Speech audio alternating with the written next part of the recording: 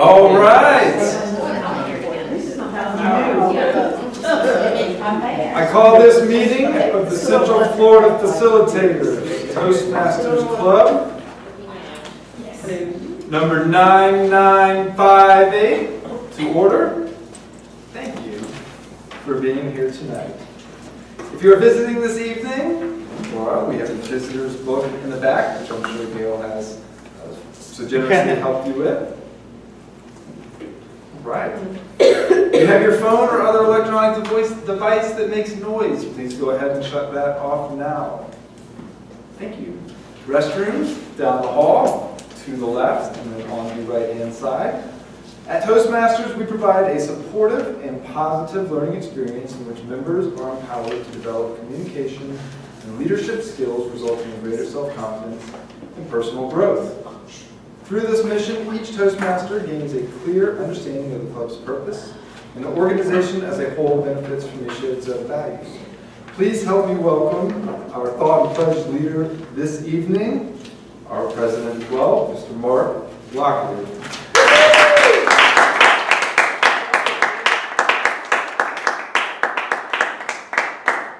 As you can see, we're going to have a couple of slight modifications to the agenda. This is being the first one. I'm proxying in for Julian Cotto. He's not here at the moment. In 6 days, we're going to go to the polls, if we haven't voted yet already, and vote for the next president of the United States.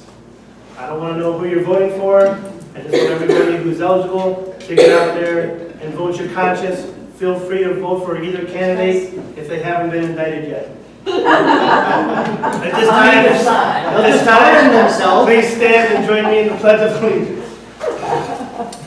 I pledge allegiance to the flag of the United States of America and to the republic for which it stands, one nation, under God, indivisible, with liberty and justice for all.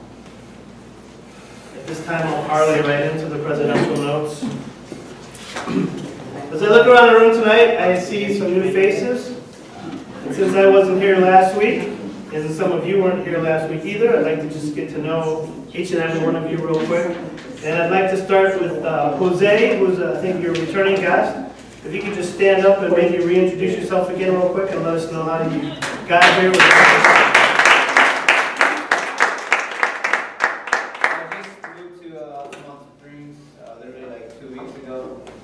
Got a new job position. I was living in Key West for 6 months. I got a new position. I opened up over here. I came over here, and it's about an hour and a half from Polk County, where my family's from. So I'm excited about that. The new position is driving me crazy because I'm doing the job and learning the job at the same time. And then Myra, you've all met Myra. She works there too, so I'm actually taking her position, and she's going to Miami. So I'm taking her position, and she introduced me to you guys. She said that she came once and she wanted to keep coming. Yeah. And public speaking is pretty important in the military, so that's why I decided I wanted to visit. All right, thanks for coming.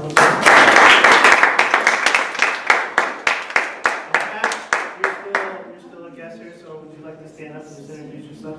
Okay.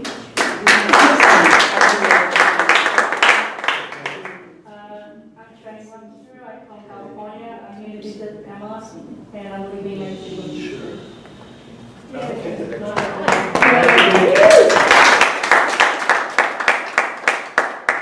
And Kimmy, in the back table, if you could stand up and introduce yourself, we'd love to hear from you. Hi, my name is Kim Lewis. I live in this very area. Just came up from Fort Lauderdale area not too long ago. Been friends with Lara, my friend Lara here, for many, many years. Went back up here. We wanted to do something different and productive. We thought of Toastmasters and we do a job. Thank you. And Lara, you can stand up and introduce yourself. Hi, I'm Lara. I live in Lake County. I work in downtown Orlando, and I'm here to overcome my fear of public speaking and get better at leadership skills. Okay. Well, we're glad you guys came. A couple things coming up of interest. Next Friday is the start of the district conference. And our two co-chairs are sitting in the back there, and they are anxious to get that underway. The theme this year is steampunk, and everybody's saying it's going to be awesome. If you haven't got your tickets yet, I think on the website it's still $130. For registration, it's still $130 for we have to have them in by Monday though. And it's in St. Augustine, and we have our ad already put up. Yep. All We've right. seen the book, it looks good. I Excellent. think ours is the best looking ad. We have an officer meeting on the 16th after the meeting. There is no meeting on Wednesday, the 23rd, Thanksgiving week. Any other pre-meeting announcements? Okay, let's hop into things. Our Toastmaster this evening doesn't feel that Orlando gets the love it deserves. So here tonight to share his love of the city beautiful with us is the beautiful Richard Sapp.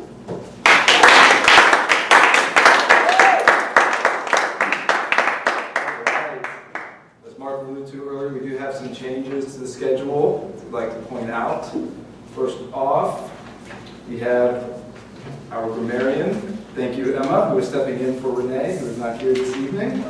And I do believe you said Myra will be a little bit late, but she should be here to do supervisor of elections At some point. at some point.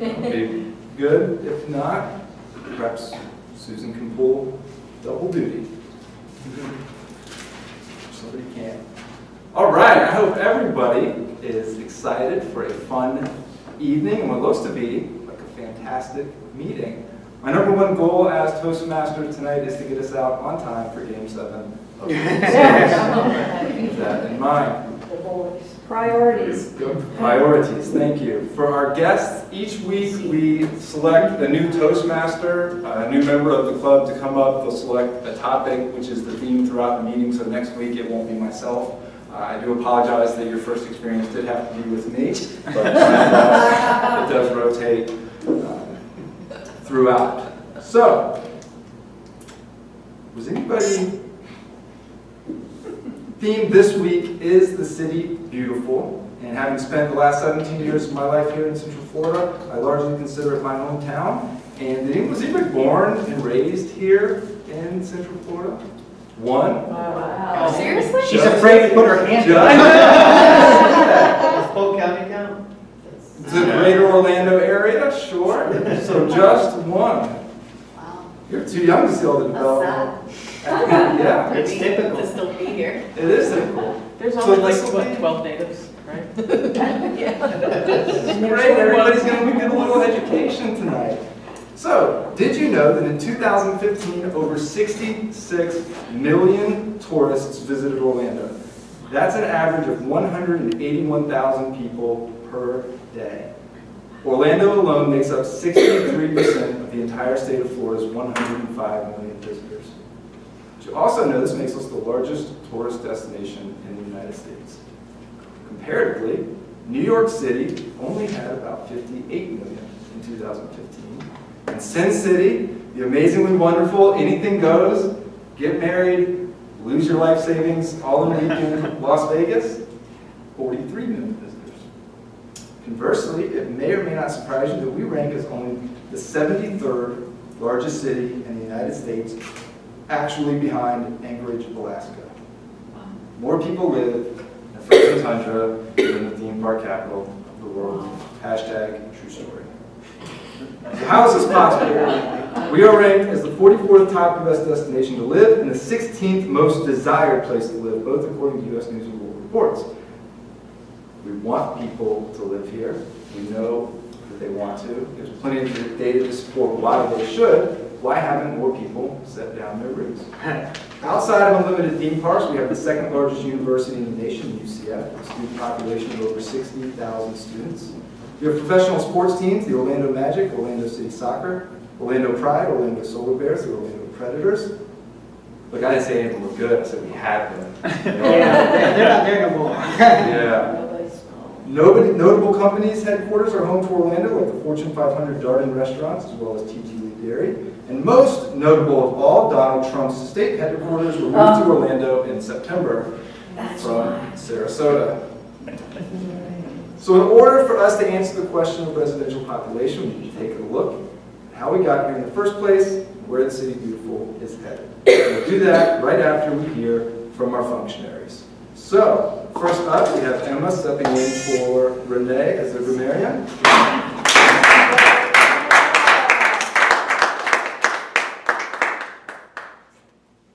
My job as the grammarian. Why are you buzzing me? It was a mistake. Go on. Doing great. Yeah, I just said the script and he just buzzed me. So I don't get it. Incidental listening. I have two basic responsibilities. First, I provide the word of the day to my fellow Toastmasters and guests in order to expand our vocabulary. I have chosen the word of the day, which is stalwart. I need to look this up. Do not buzz me, please. I would like to be excluded from the buzzing from this point forward. Mission granted. I'm trying to find the word that I had and it disappeared on me. Sorry. What's the word? Stalwart. Stalwart. Stalwart. Stalwart. Stalwart. STALWART. Yep. It means steadfast or uncompromising. If you have the opportunity to speak, please do your best to use the word of the day. I will keep track of those who use the word of the day. Those who do not use the word of the day will be fined 25 cents. Guests and members who are not your icebreaker speech will not be fined. Does Gus include in that, considering he's doing his icebreaker today? Sure. Ooh, yeah, we'll find some quarters. I will also listen for colorful imagery and list of exceptional vocabulary and grammar, as I will suggest improvement and grammar any needed, Mr. Toastmaster. Thank you.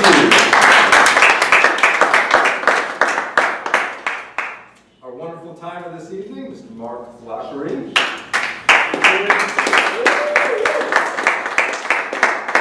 From Detroit, I'm anxious to hear more about Orlando.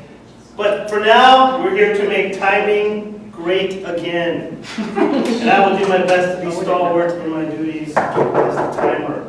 One of the skills Toastmasters practice is expressing a thought within a specific time. As timer, I'm responsible for monitoring the time of each speaker and in each meeting segment. I will operate the timing signal indicating each speaker how long he or she has been speaking. For our prepared speeches, to qualify for voting, you must speak not less than 30 seconds under your range minimum and not more than 30 seconds over your range maximum. I will turn on the green light at minimum, the yellow light at mid-range, and red light at maximum. When we get into our table topics section, there will be 1 to 2 minutes with the green light at 1 minute, yellow light at 1.5, and red light at 2 minutes. For evaluations to qualify, the speaker must speak a minimum of 1 minute 30 seconds and a maximum of 3 minutes and 30 seconds with the green light at 2, the yellow light at 2.5, and the red light at 3. I have Jaye for 10 to 12 minutes, and I have Gus with his icebreaker at 4 to 6 minutes tonight. Mr. Toastmaster. Thank you. Next up, our lovely Wizard of Oz, Susan Morgan. Right. As awe counter, it is my responsibility to keep track of audible clutches such as or a double clutch, which is the repetition of a word while the speaker searches for their next thought. I will also note sentences strung together with bridge words like and or so, and sometimes even like.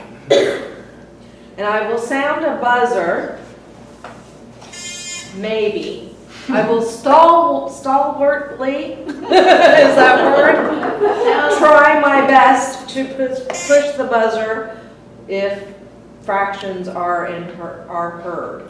The fine for each infraction is 10 cents. Guests and members who have not yet done an icebreaker will not be fined or buzzed, but I'll keep track of the infractions. And please note that the buzzer is not meant to embarrass, but only to give immediate feedback in an area that needs improvement. improvement. I myself appreciate it when it comes up. And that's what I'll be doing this evening as your counter. Thank you.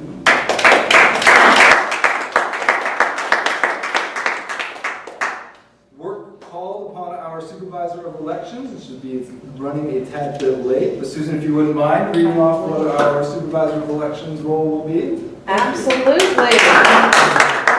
As vote counter, she will pick up your ballots for best speaker, best table topic speaker, best evaluator, and most improved speaker. She will tally the result for awards presentations at the end of the meeting, and she will also pick up any comments you might have written for the speakers or any meeting participant and deliver the comments to the appropriate person. Thank you, Mr. Toastmaster. Thank you so much. And I'm sure Gail has gone over it with our guests, but even for our new guests, if you'd like to give feedback and vote, it would be fantastic. Sometimes not having no outside experience can be very beneficial and positive for it. So we did have a canceled speech tonight. Charlie was going to speak, so I'll try to go over my content but not do too much. So I'll try to keep us on schedule here. But the city beautiful. First things first, it's got to be grammatically incorrect, right? That doesn't make sense. It should be the beautiful city. Actually, it's what's called an anastrophe. An anastrophe is a figure of speech when the syntactically correct order of subject, verb, and object is changed. Stephen Morgan already knew that, though. That's not a verb, that's an adjective. Interestingly enough, in 2006, the city of Coral Gables in South Florida tried to apply for a federal trademark giving an exclusive right to the phrase. Naturally, Mayor Buddy Dyer didn't like this too much, especially since it was a part of our state seal, and we've been using it since 1908, while Coral Gables didn't jump on until 1933. So in 2007, he filed an objection and won after months of attorneys' negotiations, and it was settled that Orlando would be granted exclusive rights to mark the slogan in 22 counties and Coral Gables in 10.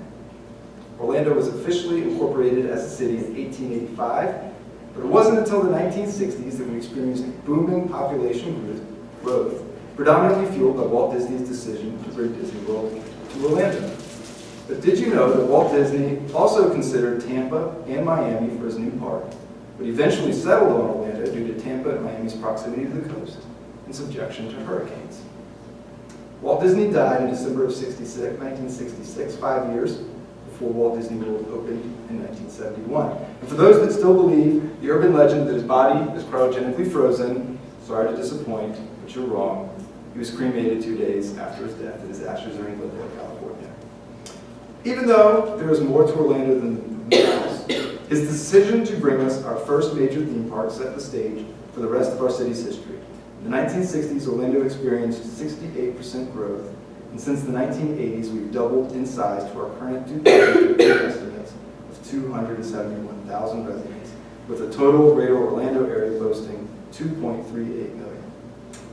We're a very young city. In fact, we didn't even get our first skyscrapers until the SunTrust Center and now the Bank of America Center were built in 1988. We're a city that is still experiencing double-digit percentage growth every decade.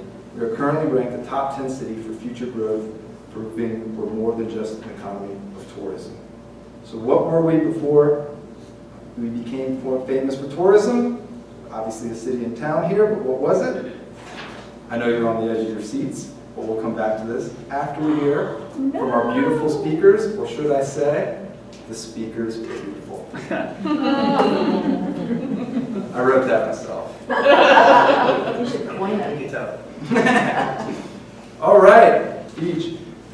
Probably, if everybody else is thinking what I'm thinking, I want your life, because it sounds way better than mine. Yeah, just running around chasing sheep all day.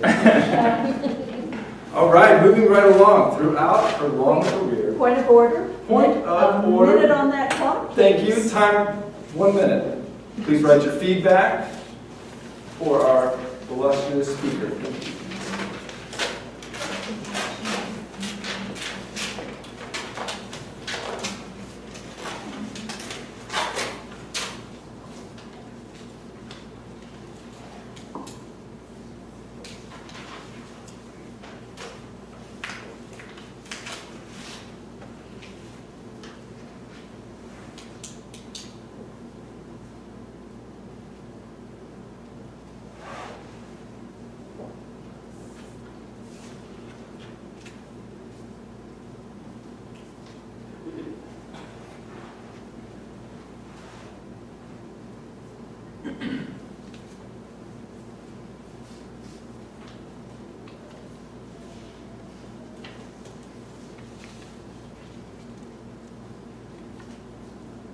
1 minute.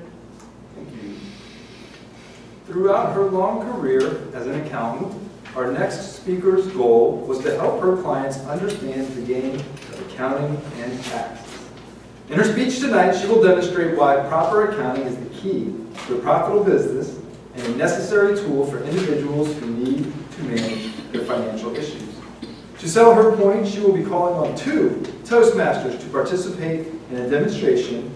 Please feel free to cheer on the participants. There will be a winner and a loser. Speaking from Specialty Speeches number 3, Sell a Product, please welcome tonight's accounting coach and game referee, Jaye Majors.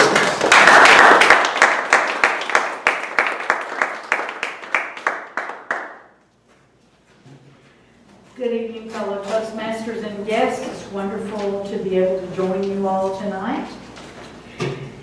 Would you like to find the keys to unlock the doors to more profits, better cash flow, savings at tax time, and a better life? Would you like to have the knowledge it takes to play the game to win at business and life? Accounting is the language of business and finance, and it provides the keys to financial success. Throughout my career, I have worked with businesses of all sizes and individuals, helping them to become more profitable and minimize their expenses and tax burdens. This is a real dilemma for small business owners who continue to fight and struggle and join the losing battle as their businesses flounder, sput and start, and sometimes fail. And always the tax problems are there and they never go away. Many small business owners have little or no business education, knowledge or training, and do not understand the importance of developing these skills along with their own specific area of expertise. Those who do not own a business also fail to obtain the knowledge or qualified help they need, and they both fail to understand the importance of stalwart and proper organization and accounting. I see it every day. Business owners are so focused on beating Uncle Sam out of a few tax dollars and putting out the little fires in their business that they miss the big picture and what is really important. And ultimately, the business flounders, spirals out of control, and the game is lost. Businesses fail for 2 main reasons. Number 1, good versus bad decision making. And number 2, good versus poor execution of those decisions. Every decision the small business owner has to make must be supported by accurate financial information, knowledge, a well-developed understanding of how money and profits work in their business and in their life, in their own individual business and life. You get it. If you've ever owned a business or if you've ever had to make an important financial decision. How many times have you hesitated? Have you held back to make a decision when you were lacking or when you weren't confident of the information you had available? And then you just picked something. You just said, well, I'll do this. And after making that decision, how many opportunities were lost to ineffective execution because you chose the wrong path to make it happen, or because you didn't act at all? Timely, solid decisions coupled with confident, effective action are the keys to saving money at tax time all year, and more importantly, to a successful business and a secure financial future. The key to the entire process is accurate and timely documentation and financial information. Absent accounting, the business owner is making decisions based on little or no information, and even worse, incorrect information. And oftentimes, as I just alluded to, due to sheer frustration, they give up and they just pick anything. Or they continue to flap and flounder around. Let me demonstrate with a little game. Would my two assistants please come join me on either side of the lectern?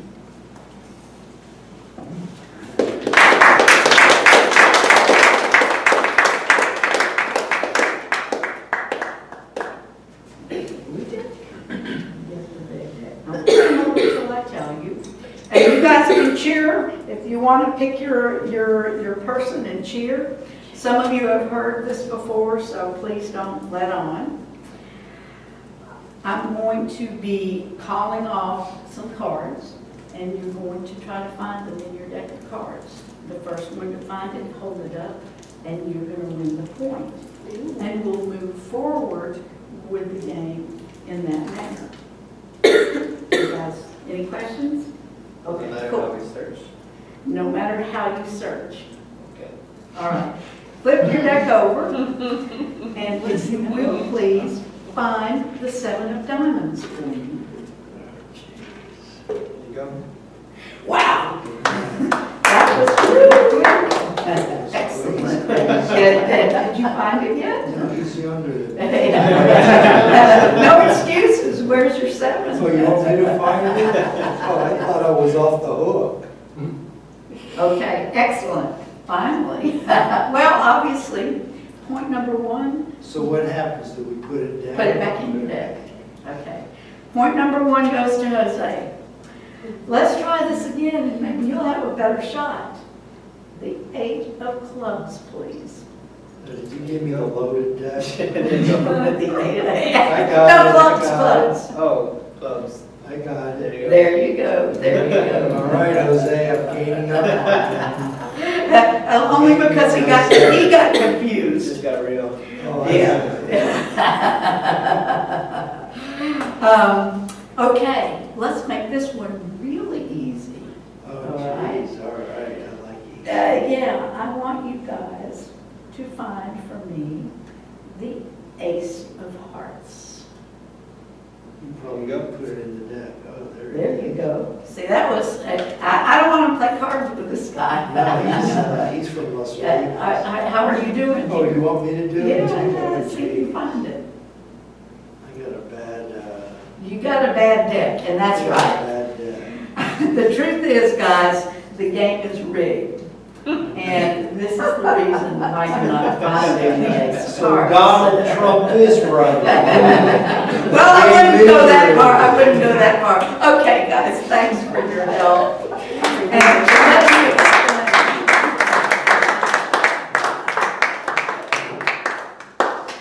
All right, so you can see that the one deck, the blue deck that Jose had, was every card was in order. It had never been shuffled. Everything was in the right place, like a well-done filing system, accounting system, where you knew where to go, you could get the information you need and make a decision and act and bring that card out. On the other side, we had a deck that had been shuffled hundreds of times. Everything was in disarray. You didn't know where to look. He didn't even want to go shuffling for it, any excuse not to, right? And then, when you're looking at that shuffle, you don't know if you've got missing information or if there's other garbage in there. The jokers were in your deck Yeah, I felt like to throw you off and help you make bad decisions. So in the same regard, you can see why this is important. He was unable to come up with any decision and actually gave up whenever the other person found his card first. Do you run your business and your finances with an organized deck or a shuffled deck? Do you have all the pieces of information you need to manage your business and your financial life? And can you easily find critical information and the answers you need when you need it? When your business needs a loan, when you need to replace your roof on your house, when you need to buy a car, when you need a new mortgage, when you get a big order in your business and you've got to fulfill, do you have the information you need to make the best decision? Are there surprises lurking in your organization and your finances that you don't know about? Do you know where your money is and who has it? Do you know who owes you money and how much? Do you know who you owe and how much? What about your revenues and expenses? Are they up or down over last year, over last month? How's your business doing? Is it growing or is it floundering? Do you look at your financials, if you have them? And if you do you even have a clue what they're telling you? Do you have a plan when unexpected expenses come along? Yes, folks, accounting is the language of business and finance. It provides the basis for all business and financial decisions and effective execution of those decisions. I encourage you to get your deck organized and make sure the cards are all there and that there are no surprises lurking in that pile of information. And seek the help you need when you need it if you're unable to do it yourself. With 36 years of experience helping small business owners make decisions, take action, increase profits and cash flow, save money and tax time, and all year through, build a successful business and a better life, I'm here to help you do the same. I can provide the tools and the help you need to design a cost-effective system, processes, and procedures customized to your needs. I can provide a path to accurate financial information you need for success and a successful business growth and development, and also save you Uncle Sam at that time of the year. Talk to me today. Find out how to make the changes that will lead you to success in business and in life. Yes, folks, accounting is the language of business and finance. Mr. Toastmaster.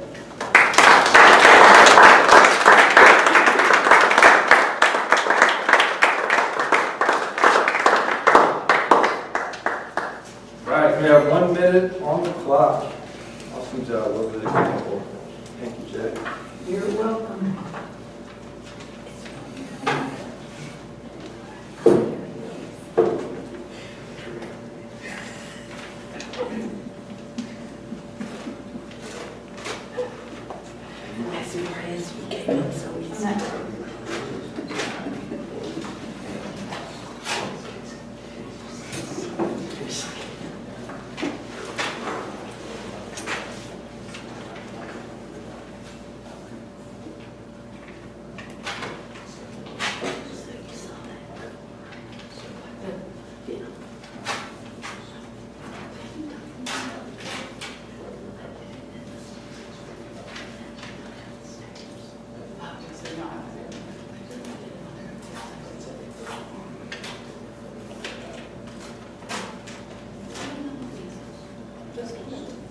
Minute.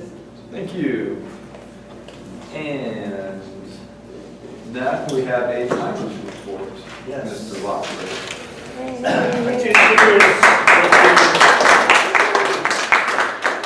Our two speakers this evening, Gus, 1 minute, 5 minutes, and 41 seconds. Jay, 12 minutes and 12 seconds. Both qualify for best speaker. Go ahead and place your vote. Susan, who is stepping in, is going to come around and collect it. While she does that, go a little bit over how we got here as a city. Does anybody know what the two biggest industries in Central Florida were in the 1880s?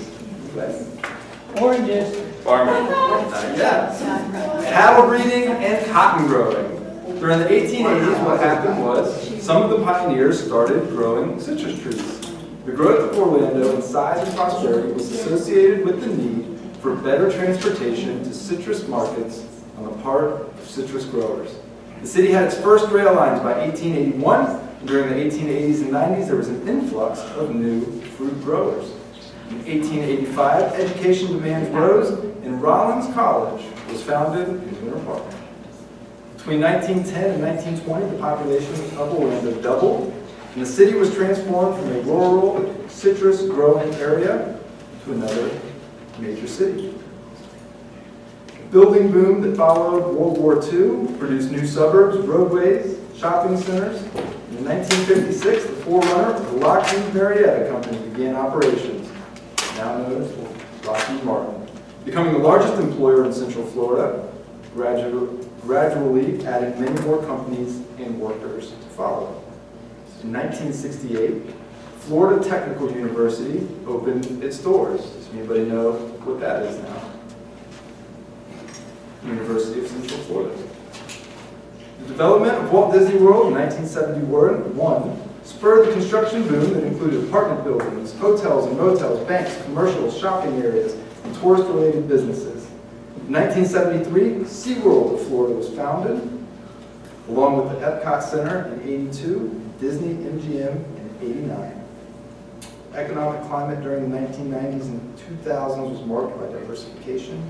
The tools and technologies that were once geared toward military services were applied to the business sector, and the region developed into a high technology corridor, which is why we have some of the businesses like Lockheed Martin, Siemens, Northrop Grumman, over by in the quadrangle by UCF. Tourism is still the city's primary industry, but Orlando has also developed a reputation for high-tech businesses and industries, both related and unrelated to the entertainment industry. Now, let's get into everybody's favorite part of the meeting, our table topics. And for our guests, what happens now is we will have our topics master ask some questions. Everybody stands up and has 1 to 2 minutes to answer them on the spot. It took our next presenter a little while to realize that the only way to get out of being called on at random for the table topics is to actually be the table topics master. Hoping to use tonight's responses to form her own travel guide for the City Beautiful, please welcome Kristin.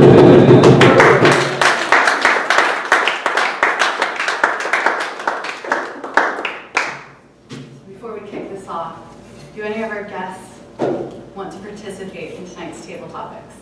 Let them see. Jose? Let them see before, because they may not know. And then explain what's. Oh, well, he stole my thunder. I have a whole breakdown of what practice your impromptu speaking. So I have a series of questions that I'll call upon people at random on, and you just have to reply. You're good, Jose? 1 to 2 minutes. Kim, Lara? As in it's fine. It's fine. Yeah, it's fine. I'll throw you some easy ones. Okay. Right. So, as the 32nd and current mayor of Orlando, Buddy Dyer was elected to office in 2003 and has served as the mayor of the City Beautiful for the last 13 years. Under Mayor Dyer's leadership and through strategic investments, Orlando is one of the nation's fastest growing cities and is the most visited destination in the country. Can't call any selfishly because I really want to hear your response. Mark, if you were elected to be the mayor of Orlando, what would be the first thing you would do once in office?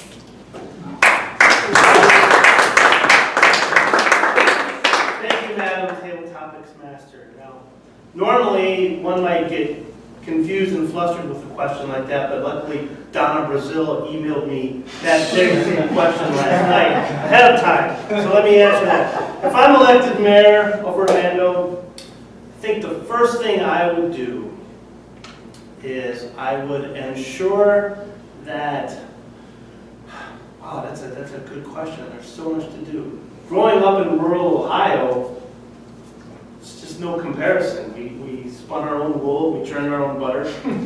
But down here in Orlando, it's just so exciting. I think a lot of people would like to see other places outside of Disney World, like Gatorland and things like that. So I would promote some of the outer city attractions and bring people into more central Florida and not just the Orlando area, but maybe down towards Kissimmee or up towards Dora, things like that. Orlando and Central Florida have so many beautiful things to do and see. As mayor, I would work with mayors of the other cities and create a joint task force and make all of Florida the #1 destination in the world.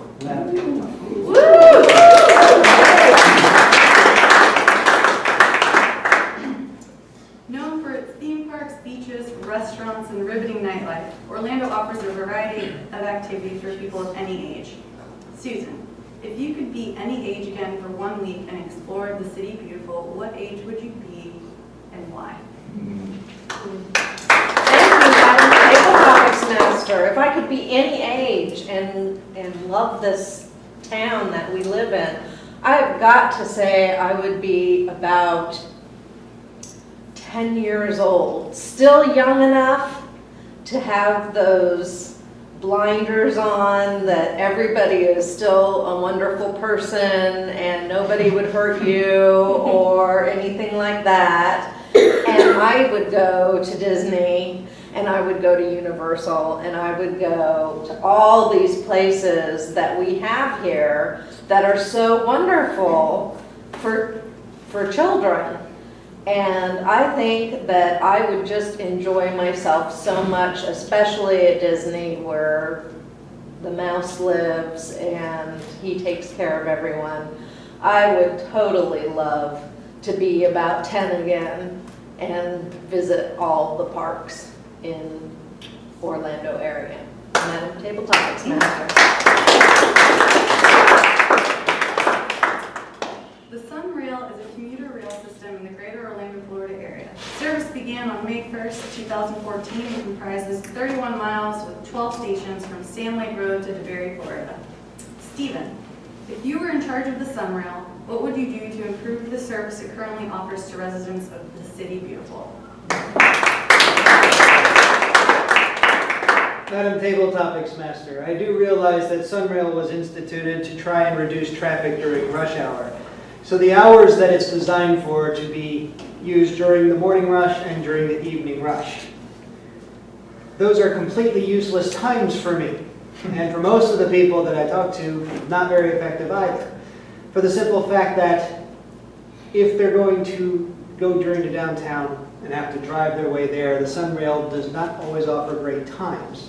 And most of those people that I know need their car available during those times in case they have to change their plans. Therefore, the suggestion I'd have, and what I would love for it to be able to do, is to expand the hours. Now, only recently, if I remember a couple months ago, they decided they would give some weekend hours. Because realize SunRail wasn't running on the weekend, doesn't run in the evening. And the only times I would find it really effective would be to have it running at night for the people who are outside the city who want to go downtown, go either to the bars, go to one of the shows, catch the Amway Center. You can't catch a Magic game and come out and catch the train home. It's not available. That's what we really would like to have it there for. Or if you want to go bar hopping through and not have to worry about the drinking and driving problem, take the train back. That would be the ideal from my point of view, to expand it to hit a greater sum. The real problem, though, with mass transportation is simply a mindset. In that we expect that mass transportation, you need to find a way to make it profitable, and we're trying to make it profitable basically off the fees that people are willing to pay. It will not work. It never does. You find any mass transportation system in the world, and you discover that they do not make enough from their fees to cover the costs. They manage to make their profits from the extra help they get from the municipalities, the cities, counties, and so on. But for the cities and counties, the benefit is that they end up with more people coming in, less traffic, so they have less costs and more income and more taxes. That is how it balances out. And yes, in a way, you're subsidizing people who may not be able to afford it, but in the long run, the region as a whole gains. So expand it, take the loss, get the help from the cities, and find a way to make it even better, because that's the only way it's going to really work. Madam Table Ties.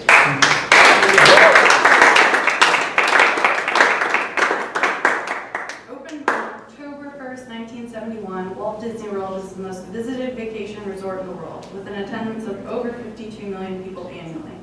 Jose, tell us about your most memorable moment at Disney World.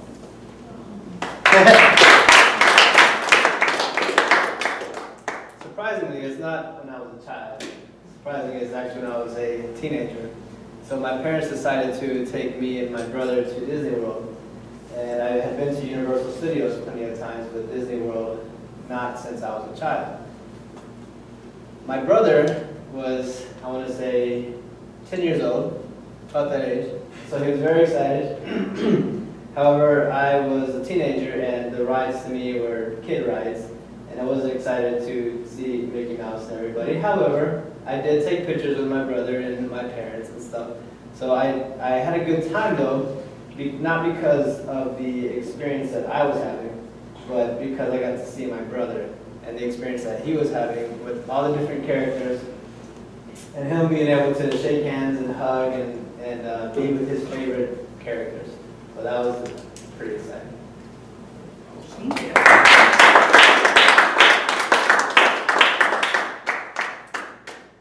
I'm new to Orlando and very eager to explore. Don't have a lot of time to research where to go and what to do. Sarah, what are some of your favorite restaurants and other fun spots you'd recommend I try?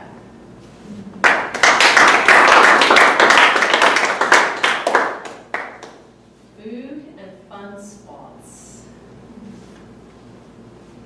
I personally like sushi, but food is very different for each of you, so I can recommend my favorite restaurants, but maybe some areas of town that have lots of good restaurants. So I know Winter Park has some great restaurants, and downtown Orlando, but I think looking at some of the unique, smaller restaurants as opposed to the chain restaurants. Fun spots. When I first came to Orlando, I moved from Virginia. It was Williamsburg. It was very pretty, very scenic. I didn't think Orlando was very beautiful. I saw traffic and lots of billboards and signs, and I thought it was downright ugly. I apologize. I've been here 16 years. There's beautiful spots, so I would recommend get away from Cimarron 436 and all the, even Kissimmee, the tourist areas, there's too much flashy lights, and that's very off-putting for myself, so I wouldn't want to recommend that to you or any friends. Disney is a highlight, but again, it won't be my first recommendation. I'd head straight to the coast. Yeah. And I hope the beaches are still beautiful after Matthew, because I know that erosion looks bad. But if you want some open, wide spaces without too many tourists and yucky billboards, there's great restaurants up the beach that you can walk to depending on the spot. But that's a relaxing, no crowds, you can do what you want, good reason, at your own leisure. So that's my recommendation. I don't know if there's my Hilton's nice.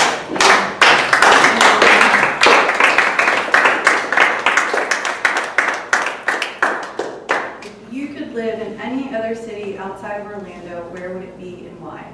Lara.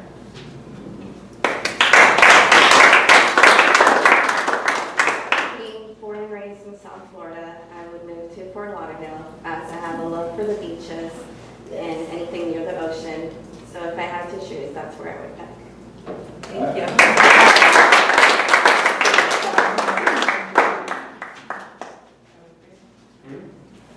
Right. Thank you, Madam Secretary. A combination of awesome facts as well as questions to put with it. May we have a timer before, please? You may. We had 6 speakers. None of them were deplorable. I spoke for 1 minute and 16 seconds about being the mayor. Susan wanted to be 10 years old for 1 minute and 1 second. Stephen railed on SunRail for 2 minutes and 22 seconds. Jose recapped his Disney World visit for 53 seconds. Sarah, the Orlando eateries for 1 minute and 41. And Lara, where would she live outside Orlando? 12 seconds. So it was good though. So unfortunately, Lara and Jose did not qualify, so your eligible speakers are Mark, Susan, Stephen, and Sarah. Thank you, Thomas. Awesome job. If you could, go ahead and write your votes down, those that qualify. Wonderful, Miss Susan is going to be walking around and collecting your votes. Nice job, Jose, for stepping up and doing it. So perhaps the most exciting aspect of all is Orlando's future. We've been able to accomplish so much in the last 30 years. What is the next 30 going to hold? While I don't have a crystal ball to tell you, I do have some development plans from the county for the next few years. The following projects are either approved or already under construction. The Tremont Plaza. This is going to be a 28-story high rise. It is set for completion in 2018. Located on Garland Avenue and South Street, it will be anchored by Fairwinds Credit Union, who is also headquartered here in Orlando. It will be home to shopping, restaurants, banking, the first indoor SunRail station, and a 180-room Marriott hotel. Described as having a Grand Central-like feel, the SunRail could eventually connect to the Orlando International Airport, which connects to the all-aboard Florida's high-speed train, the Brightline. Many of you already know about the Skyplex, the world's tallest roller coaster, set to open in 2019 on International Drive. Fun fact, Universal largely embarrassed themselves when they attempted to block the development of the Skyplex, citing noise and aesthetic complaints.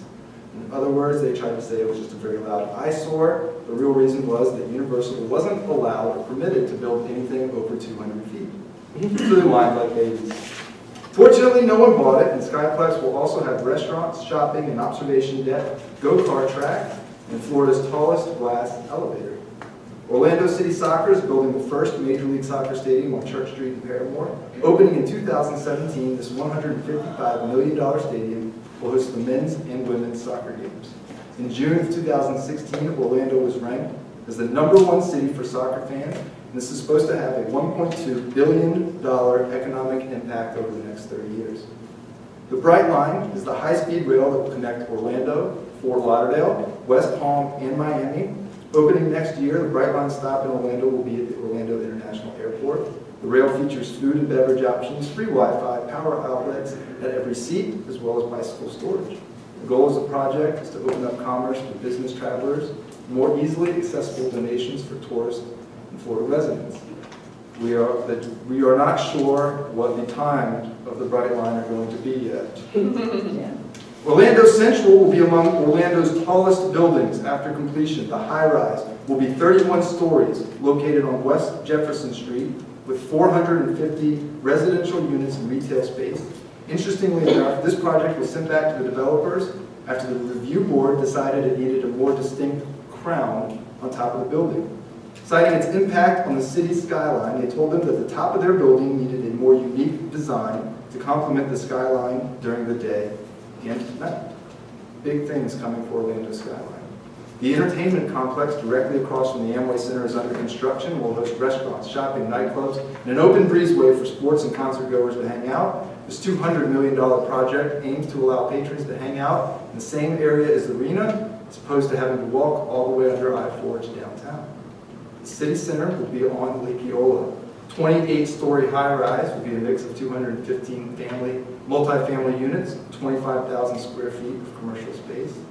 The Madera Central will be 22 stories high, located on East Central Boulevard, featuring 250 luxury apartments, a 25,000 square foot gym, spa, 2 bars, and an outdoor terrace 20 feet above the ground, giving patrons a one-of-a-kind view of Orlando and Lake Eola.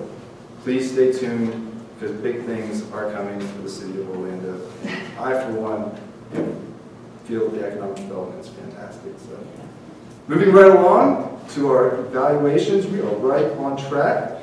Sarah has lived in the City Beautiful for 16 years now. Her first impression was city crowded, not City Beautiful, and has remained that way throughout her time here. Despite the nasty traffic, she does enjoy many aspects of living in Orlando. One, of course, is being a member of this club. Oh. Tonight, as General Evaluator, please help me welcome ATM Silver Sarah Hunt.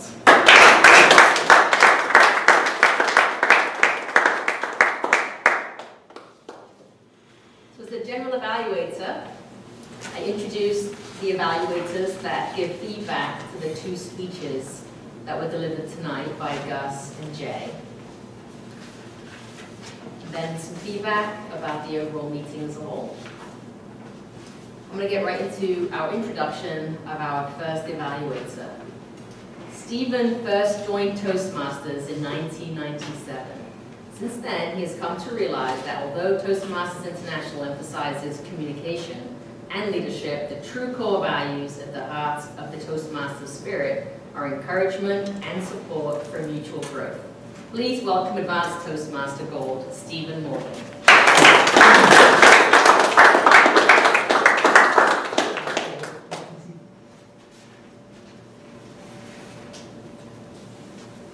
Thank you, Madam General Evaluator, fellow Toastmasters, our guests. And Gus, you're so old. And you managed to survive getting through your icebreaker, the first speech, which, by the way, that was the main goal of the speech, to survive. Since you're still breathing, I managed to say you succeeded. The idea of the icebreaker is to be able to get up, introduce yourself to everyone around you, and the rest of us get to see what you already have naturally, what skills you already have that we can point out to you in case you didn't realize, and perhaps a few other ones that you be able to focus on as you work forward to develop. With your icebreaker, you were telling us specifically about your own life going the chronological route, which is very common. Many people always go that route.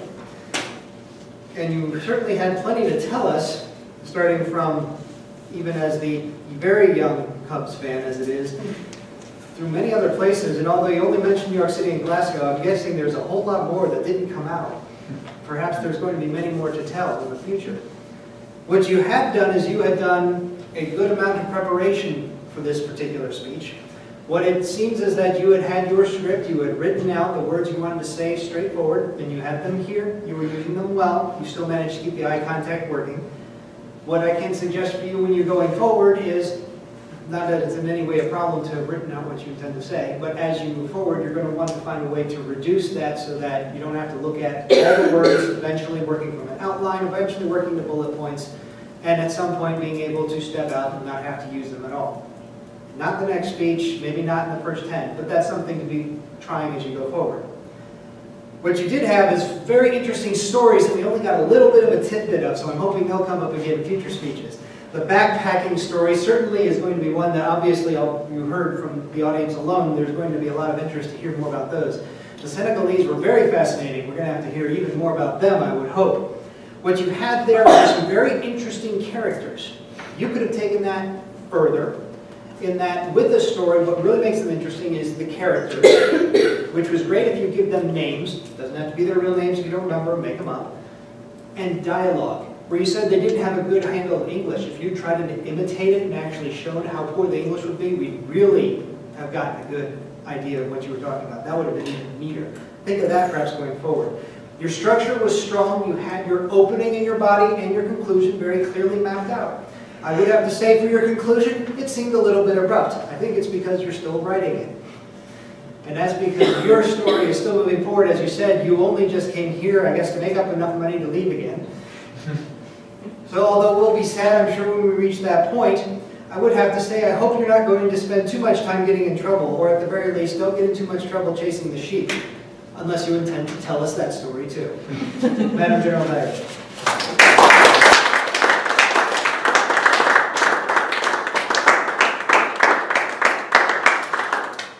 Feedback, Stephen, thank you. Evaluator number 2. Orlando, the City Beautiful, tonight's theme, was enhanced in July 1978 when our next evaluator moved from Seattle, Washington. That particular move was number 18 for her. But from 1978 to now, she moved another 7 times. from Altamont Springs to Sanford to Maitland to Winter Park. Tonight, however, our evaluator will share how she was moved by Jaye's speech. Accounting is the language of business, and share both enhancements and something in speechcraft, beauty in speechcraft, for Jaye. Welcome, charter member of CFF, DTM Gail Hill-Smith.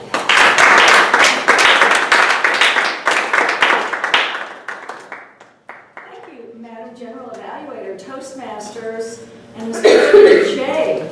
I'm most excited to be evaluating the speech that you selected to do tonight. Most appropriate for me because I was an example of some of the illustrations you were trying to paint. But Jaye's project from the advanced manual, which was project 3 in specialty speeches, you see the objectives there on the schedule, but what you don't see is the 4 main points in a sales presentation that Jaye was to illustrate this evening. And there's a nice acronym for them, ADA. So she was to draw our attention, draw our interest into the product or the service that she was presenting, create a desire within us, and to draw us to take action. I think you would agree with me that she did do all those points. She had a really strong opening question that hit, I'm sure, home with all of us. Who doesn't want to save money? Who doesn't want to save time at tax time? And who doesn't want to have a better quality life? As far as interest, she kept us motivated by asking regular questions throughout the body of her speech to ask us what was motivating us, or a small business owner, to seek help, to seek professionals such as herself. And was there a desire drawn from all of you? I don't know, only you can answer that. And action, at the very end, she summed it up so well with taking us from the use of the props, which were 2 audience members and the deck of cards, getting right into the parallel of, you can see if you're organized, if your deck is in order, your business too will be in order. Some suggestions, I think, that may have enhanced this threefold, at least. 1, your introduction. I would have loved to have had a much stronger introduction, selling you as the expert before this group, rather than weave it into your speech. Why? Because I think you lost some valuable time in the body of your speech by trying to sell you to us, when it could have been done very easily, and then you could have transitioned strongly right into your speech. The second thing that I would have loved to have heard were actual illustrations on the 3 points that you asked us at the beginning. How to save time, easier at tax time, and how to better our life. You've had broad years of experience. I know you have many stories that would have just really zoomed in on those points. Overall, terrific speech, and I am real excited about your next project.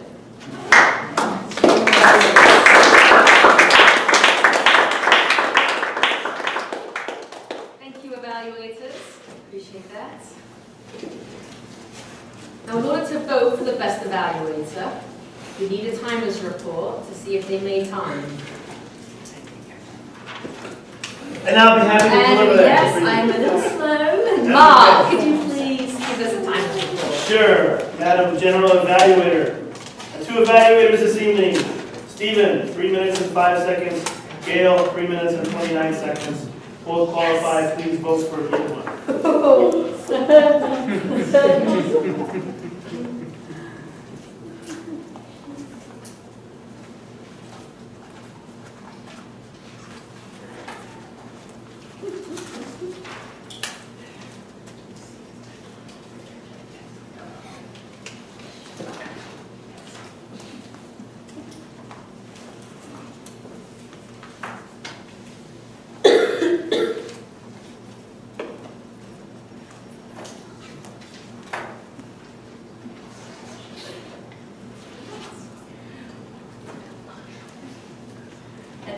time, we'll go through our functionary reports.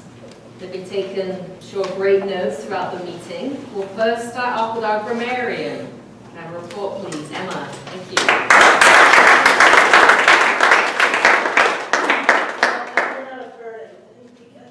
I am sick, so my hearing is not so I'm useless, I didn't say anything. She did tell me to write some stuff down. So, I didn't catch anything from the guests. From Gail, I caught illustrations that you're trying to paint for Jaye, the description for Jaye's speech. And Jaye, I like how you were saying floundering and failing is the description of, say, what they were doing wrong because they were trying to balance everything like they probably should. Mark, the deplorable comment, and the commenting on Stephen's tabletop being railed on the SunRail. Gus, it's not the possessions that you need, it's the people or something to that effect. And that is all I got. The word of the day, however, was used by the stalwart Mark, Susan, Gus, and Jaye. And now, yay! Thank you, Emma.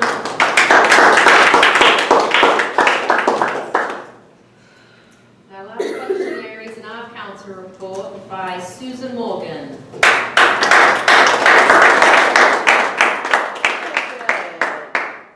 Well, I listened pretty well tonight, but also having to do my other job, I didn't hear all of it. But I did hear, Richard, you had an on, you also had a couple of likes, ands, or so's, just some, but overall, really well done tonight. Jose, I caught 5 ahs and ums and a couple of bridge words. Gus, I caught 7 bridge words. Jaye, I caught 1 ah and 5 bridge words. Mark, you had 2 bridge words. Stephen, I caught 2 double clutches and a bridge word. And that's all I caught for this evening. Betsy. Thank you. That was generally done. Thank you.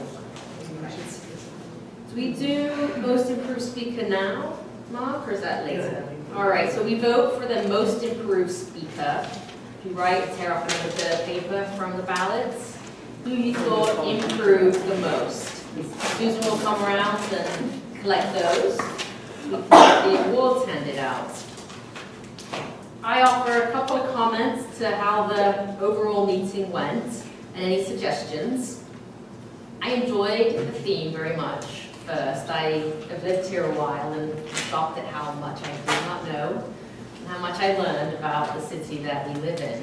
I thought that was outstanding, Richard, just how thorough, how well prepared, and in particular the attention to our 4 or 5 guests about what even Toastmaster does. I haven't heard that very often, so that came up, and that's important. First meeting for many, they may not know what any of these roles, and that one can get neglected or assume that we know that role, so you explain that very well, and then invited them to even vote and write notes. So I think that welcomes and is inclusive for all the members and guests here tonight. Speakers were well prepared. I know the evaluators did a good job in giving feedback. And Stephen, it was great you could step in for Tony, and not only did he step in, he had a typed up intro. I forget my intros when I know my role, and they're handwritten and scrappy sometimes, and this was very easy to switch roles when Tony's not here. So that was very good. The table topics, nice job, first try. It is a way to get out of being called on, but you can't use it every week. Very thoughtful, insightful questions. I have no suggestions. I didn't find anything that made the meeting not go well, or unprepared. The room looks very pretty. I'm assuming these pumpkins just appeared as part of the rental, but it looks very good. So I'll now pass this back over to our president, Mark Lockery. Thank you.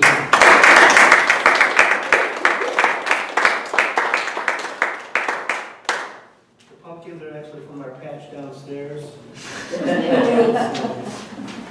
Thank you, Sarah. At this point, we'd like to get some feedback from the guests and see how you liked the meeting this evening.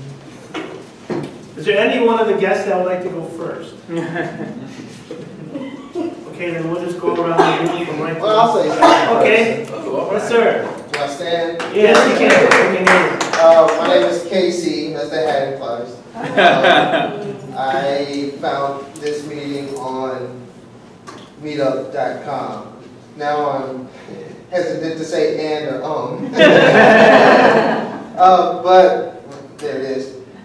I've enjoyed myself. I will be here again. I am here to learn how to be a better public speaker because it is my intention to host events where I will be speaking and host speakers. So that's why I looked for you guys and found you guys, and I have enjoyed myself.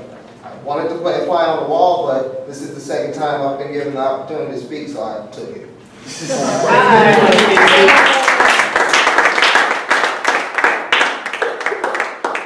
Lara, if you would stand up and recap the meeting for us, please. Well, as my first meeting, I appreciate everybody taking the time to explain everything that goes on throughout the various discussions that take place in it. I appreciate the process being read off to us as guests that do not know anything that does occur in these meetings. Kimmy?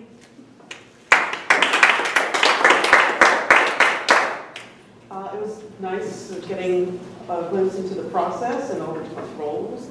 I didn't realize how involved it was, and it looked very interesting. I'd like to come back.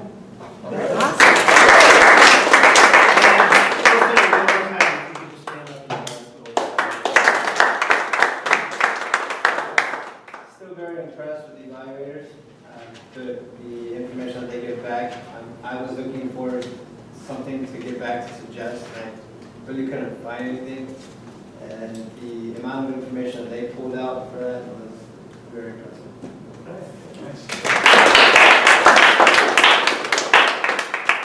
I'm glad I wasn't Gus's evaluator. Stephen picked up on some great things, but I was so interested in his story because I went from Braveheart to American Werewolves of London. I mean, you have to make it of all kinds of things, so I wasn't even paying attention to the grammar.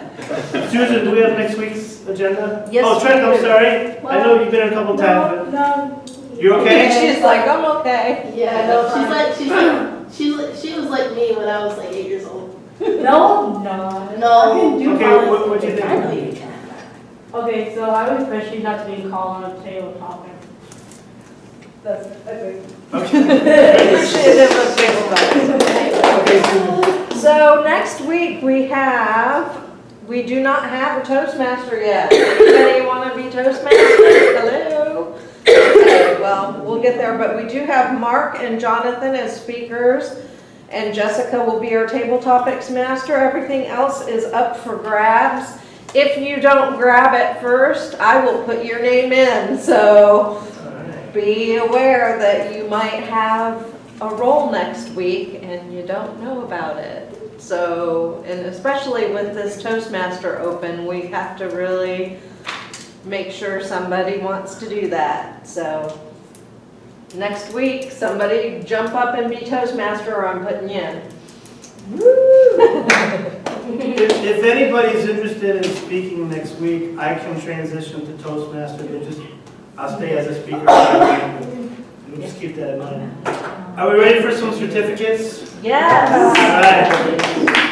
The Tim Chastain Award is an award that the president gives out each meeting to a member of the club who contributed greatly to the meeting. Tonight's recipient not only helped set up the room, but he kept the meeting going as Toastmaster, And he even called Gail to make sure that they dressed alike, so they were similar to me. Tonight's recipient, Richard Sack.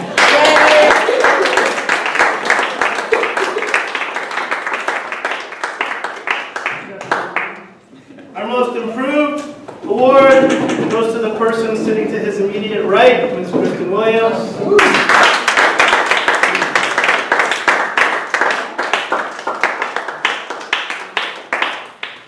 Best tabletop award this evening, Mr. Stephen Morgan.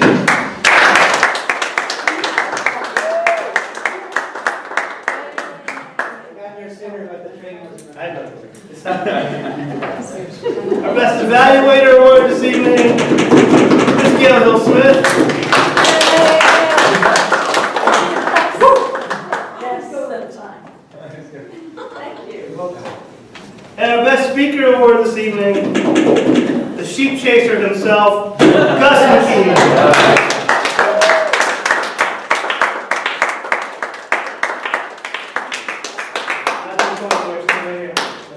Also, since this was Gus' icebreaker speech, we have this wondrous icebreaker ribbon. He can go home and hang it probably over his fireplace or patch up a hole in the window, whatever you want to do with it. Congratulations.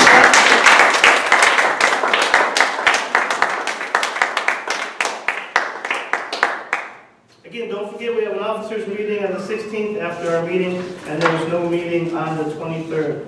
Anybody have any last comments? Meeting adjourned.